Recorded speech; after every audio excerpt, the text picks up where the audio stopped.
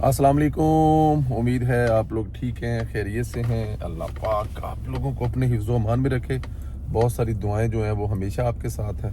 सलामत रहें, खुश रहें, इसी तरह हंसते मुस्कुराते रहें और अल्लाह की ज़ात इसी तरह आप पर अपनी रहमतें जो है वो बरसाता रहे।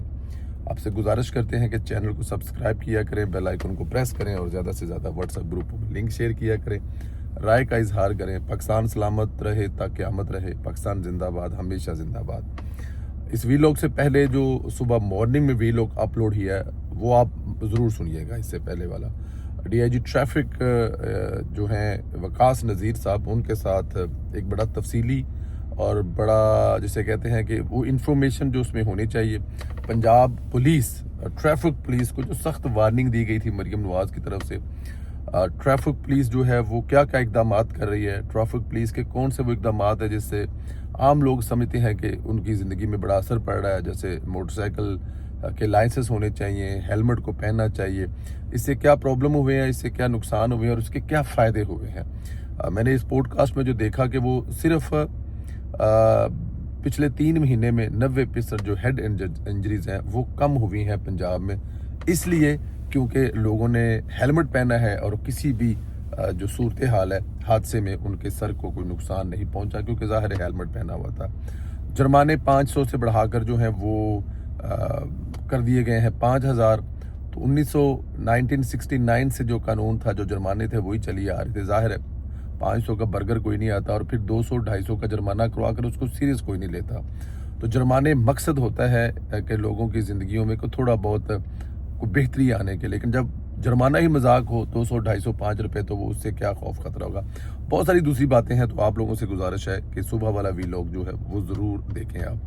अच्छा जी, डेविस जो कॉन्फ्रेंस हुई है वहाँ पर स्विट्ज़रलैंड में, उसके जो रिज़ल्ट हैं वो आज हमारे आने शुरू हुए हैं। सफारती सतह पर पाकिस्तान की जो धूमें मची हुई हैं वो मेरे ख़्याल में इस वक्त पूरी दुनिया में जिस तरह पाकिस्तान को इज़्ज़त का एक मुकाम दिया गया है, जिस तरह पाकिस्तान में मची हुई है ना, इन धूमों को ज़ाहिर है इस पे पीछे मेहनत है। इसमें फील्ड मार्शल हैं, इसमें आपके प्राइम मिनिस्टर हैं, इसकी आपकी कैबिनेट्स हैं और बल्कि पूरी नेशन है जो इस वक्त एक होकर खड़ी है, इसमें कोई शक भी नहीं है। अच्छा जी, आप ज़रा वापस आ जाएं। आज सुबह जो स्टॉक मार्केट है उसकी जो धूमें हैं, मुझे याद है कि 2016-17 में, 14-15 में जब मियां मोहम्मद नवाज़ साहब की हुकूमत थी तो एक ही बात हुआ करती थी, एक ही चीज़ हुआ करती थी, वो ये थी कि जिस तरह स्टॉक मार्केट जो है 54,000 53,000 टॉप की बातें की करती थी। इमरान खान साहब के दौर में जो हुआ वो सब आपके सामने है। उससे ऊपर तो नहीं जा सकी लेकिन नीचे ज़रूर गई। लेकिन आज सुबह जब हमने उठे हैं, खबरें देखी हैं, तो 1,90,000 जो है क्रॉस कर चुके हैं। तो 1,90,000 क्रॉस करने का मकसद ये है कि जो आपके मुल्क का सरमायाकार है, आपके स्टॉक मार्केट में इंटरेस्ट है, उनका एतमाद बहाल हुआ है कि मौजूदा सेटअप कहीं नहीं जा रहा, लोग बिजनेस कर रहे हैं, लोग इन्वेस्ट कर रहे हैं और यही मेरे ख्याल में एक बहुत बड़ी कामयाबी है। अच्छा जी, नेक्स्ट आ जाएं आप। जो बड़ा ही इस वक्त हॉट इशू है, हिंदुस्तान जो है वो जंग में शिकस्त खाने के बाद पागल हुआ है। हिंदुस्तान का जो एक बहुत बड़ा, जिसे कहते हैं ना कि बांग्लादेश के अंदर उनकी जो हसीना वाजिद उन्होंने 15 साल से बैठाई हुई थी, उसके जाने के बाद उसको काफ़ी प्रॉब्लम हो रहे हैं, मसाइल हो रहे हैं। और ख़ास तौर पर जो पाकिस्तान से जंग उसने लूज़ की है, उसके बाद तो उनके पल्ले कख नहीं रहा। अब पल्ले कख नहीं रहा तो वो क्या करेंगे, छोटी हरकतें करेंगे। जो श्रीलंका, जो बांग्लादेश है, उसने अपने तहफ़्ज़ात का इजहार किया, क्योंकि ज़ाहिर है जिस तरह बांग्लादेश में हुआ, इंडियन लोगों के साथ या एम्बेसी के साथ लोगों के जज्बात होते हैं। मैं कभी किसी को सपोर्ट नहीं करता कि जो इंडियंस के साथ या इंडिया एम्बेसी के साथ बांग्लादेश में हुआ वो ठीक हुआ, बिल्कुल ही ठीक नहीं हुआ, ये किसी मुल्क में भी नहीं होना चाहिए। लेकिन उसके बाद अब बांग्लादेश का बड़ा जेन्युइन किस्म का मौक़िफ़ है। बांग्लादेश जो चाहता है कि हमारा जो मैचेस हैं वो सिक्योरिटी के रीज़न की वजह से इंडिया में ना करवाए जाएं, इंडिया में हम नहीं खेल सकते या इंडिया में नहीं हो सकते। हमें जो है वो बड़ी सादी सी बात है, हमारे मैच जो है वो पाकिस्तान की तरह श्रीलंका में ट्रांसफ़र किए जाएं कि हमारे मैच श्रीलंका में हो जाए।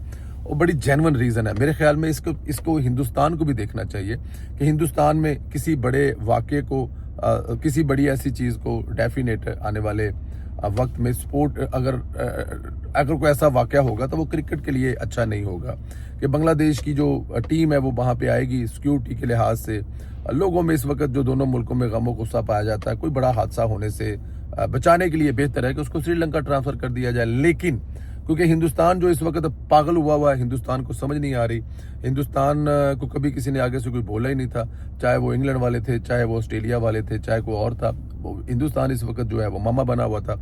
लेकिन पहली दफ़ा ऐसा हुआ है कि पहले तो मोहसिन नकवी साहब जो हैं उन्होंने आंखें दिखाई, उन्होंने मतलब कि उन्होंने कहा जी ट्रॉफी तो तब तक नहीं मिलेगा जब तक माफ़ी नहीं मांगेंगे और आकर हाथ मिलाएंगे और लाइन में लगकर ट्रॉफी नहीं लेंगे, नहीं मिलेंगी। तो उसके बाद बांग्लादेश ने भी स्टैंड ले लिया। अब बांग्लादेश को जो है वो T20 वर्ल्ड कप से बाहर किया जा रहा है कि अगर खेलना है तो इंडिया में खेलो, नहीं तो तुम बाहर हो। देखें, ये बच्चों वाली खेल तो है नहीं, इंटरनेशनल ऑर्गेनाइजेशन है, ICC ज़ाहिर है इस वक्त कब्जा है पूरे का पूरा हिंदुस्तान का, लेकिन फिर भी ऐसा नहीं हो सकता। हुकूमत पाकिस्तान के साथ मोहसिन नकवी साहब जो हैं वो इस वक्त मशवरे कर रहे हैं, सलाह मशवरे कर रहे हैं, उनकी वज़ीर-ए-आज़म साहब से मुलाकात है जिसमें ये डिसाइड किया जाएगा। ज़ाहिर है वज़ारत ख़ारजा की तरफ से परमिशन दी जाएगी और मोहसिन नकवी साहब का ये कहना है कि हमें अगर खेलने की इजाज़त दी गई तो हम लोग खेलेंगे और इंशाअल्लाह ताला हमारे बच्चे जो हैं वो प्रोफेशनल हैं और वो ऐसा नहीं हो सकता कि अगर इस तरह से क्रिकेट से बाहर किया जाना है या हिंदुस्तान इस तरह से क्रिकेट जो हिंदुस्तान, जिन मुल्कों के हिंदुस्तान के साथ सफारती तलकात अच्छे नहीं हैं, जिन मुल्कों के साथ हिंदुस्तान की कोई टेंशन है, तो इसका मतलब है कि हिंदुस्तान जो है वो उनको बाहर कर देगा। पाकिस्तान ने जब होस्ट किया एशिया कप तो हिंदुस्तान के सारे मैच उन्होंने वहां पे करवा दिए, ठीक है जी। लेकिन अब पाकिस्तान होस्ट कर रहा है, हिंदुस्तान कर रहा है, तो वो मतलब कि अपनी बदमाशी दिखा रहा है। खैर है नहीं, आप वज़ीर इत्तलात ने भी कहा है कि जी इस पे मुशावरत जारी, हुकूमत जो है वो मुशावरत कर रही है, लेकिन किसी भी तरह से हिंदुस्तान को खुली छुट्टी नहीं दी जाएगी, खुली छूट नहीं दी जाएगी कि वो जो मर्जी करते रहें, जैसे मर्जी करते रहें, ऐसा नहीं होगा। अच्छा जी, आगे चलें जी। हम आपको एक चीज़ और जो है वो इमरान खान पार्ट 2 जो है वो पाकिस्तान में तैयार हो रहा है, बड़ी तेज़ी से तैयार हो रहा है, और वो पार्ट 2 जो है वो है सुहेल अफरीदी। आपको याद होगा 9 मई से पहले इमरान खान साहब किस किस्म की बातें किया करते थे। 9 मई से पहले इमरान खान साहब एक अफसर का नाम लेके कहा करते थे कि वो मुझे जान से मारना चाहता है, वो मुझे मार देगा, वो मेरे साथ ऐसी चीज़ें कर देगा। और ये उन्होंने अपने वर्करों की जहन साजी की थी, और उस जहन साजी का नतीजा क्या हुआ था कि हमारे मुल्क में 9 मई जैसा हादसा हुआ था। और उस हादसे होने के बाद जिस तरह पाकिस्तान की सियासत में तब्दीली आई, जिस तरह लोगों को मतलब देखें, वो एक हादसा नॉर्मल नहीं है। दुनिया के किसी मुल्क में भी कोई भी लीडर अगर इस लेवल पे आ जाएगा कि अपने मुल्क के किसी बड़े अदारे जैसे कि फौज पर हमलावर हो जाएगा, तो फिर उसका रिजल्ट क्या निकलेगा। वही रिजल्ट निकला, और उसके बाद आप देख लें कि आज तक क्या चल रहा है। अब उसका पार्ट 2 जो है वो आ गए हैं जनाब आपके सुहेल अफरीदी साहब। सुहेल अफरीदी साहब ने जलसे में मतलब खिताब किया। पहले तो उन्होंने DGISPR पे डायरेक्ट इल्ज़ाम लगाया। उन्होंने कहा जी DGISPR ने मेरी वीडियो चलाई है और मेरी वीडियो चलाकर मतलब मुझे बदनाम करने की कोशिश की है, मुझे डराने की कोशिश की है, धमकाने की कोशिश की है। उन्होंने कहा जी 3 मकसद थे इस वीडियो के। एक तो मकसद था कि जो है वो मुझे हटाया जाए, यहाँ पे जो है वो रजीम चेंज की जाए और KPK में की नई हुकूमत लेके आई जाए। दूसरा था कि जी मेरे लोगों को मुझसे मुतनफ़र किया जाए, और मतलब मैं जो कि इमरान खान का मिशन लेके निकला हूँ वो कामयाब ना हो पाए। तीसरी ऑप्शन ये थी कि जनाब अगर ये दोनों कामयाब नहीं होते तो फिर सुहेल अफरीदी को कत्ल करवा दिया जाए। मतलब सुहेल अफरीदी भी वही बातें कर रहा है जो इमरान खान किया करता था।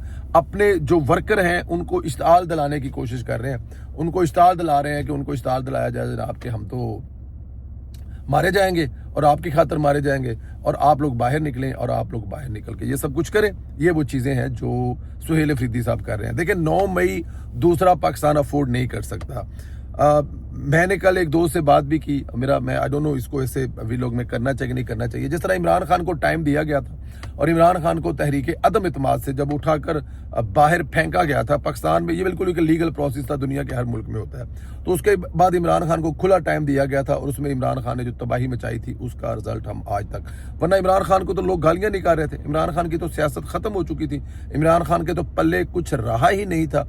अब वही काम सुहेल अफरीदी को हुआ जा रहा है। सुहेल अफरीदी को जिस तरह खुली छूट दी हुई है, जिस तरह वो मतलब जा रहा है, जिस तरह वो लोगों को अब फिर दोबारा एक 9 मई करवाने के लिए बाहर निकालने की कोशिश कर रहा है, उसमें वो नाकाम होगा या काम ही होगा बाद की बात है। लेकिन ये खुला टाइम देकर जो उससे करवाया जा रहा है, वो जो कर रहा है, इसका फिर हमें भुगतना पड़ेगा। तो सुहेल अफरीदी साहब को किसी न किसी जगह पर रोकना पड़ेगा। देखें, आपका मुल्क जो है अल्हम्दुलिल्लाह उड़ान भर रहा है, पूरी दुनिया में आपका नाम बन रहा है, लेकिन यहाँ पे अगर देखा जाए तो आपका एक सूबा जो है पूरा मफलूज होकर रह गया।